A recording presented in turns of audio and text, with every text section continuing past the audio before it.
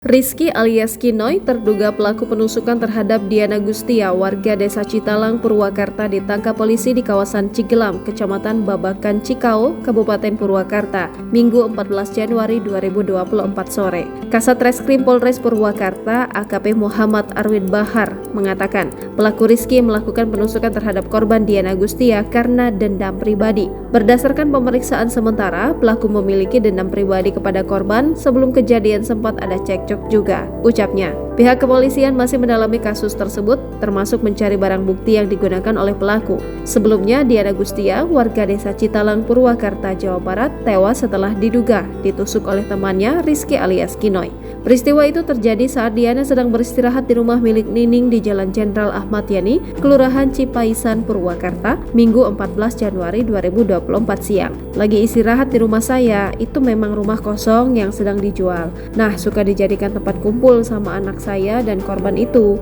ucap Nining kepada wartawan di sekitar lokasi kejadian Minggu 14 Januari 2024. Ia mengatakan peristiwa itu terjadi sekitar pukul 13.00 waktu Indonesia Barat. Jadi pas kejadian itu ada dua orang datang masuk ke dalam rumah, gak lama keluar lagi. Pas diperiksa, ternyata korban sudah dalam keadaan berdarah, ucapnya. Nining mengatakan korban sempat berbicara bahwa yang menusuknya adalah Rizky atau Kinoy. Sempat ngomong kalau itu si Kinoy, saya kenal itu emang teman korban, kata Nining.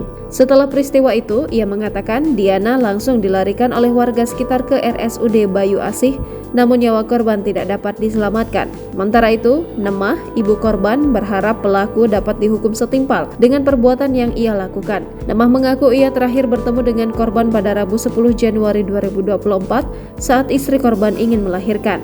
Ketemu terakhir Rabu kemarin saat menantu melahirkan. Baru 4 hari punya anak, ya Allah, ucap Nemah yang menangis sambil berjalan meninggalkan Mapolres Purwakarta.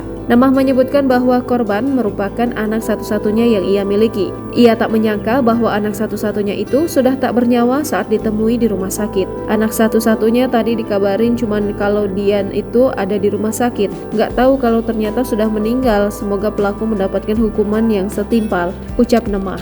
Download Tribun X sekarang, menghadirkan lokal menjadi Indonesia.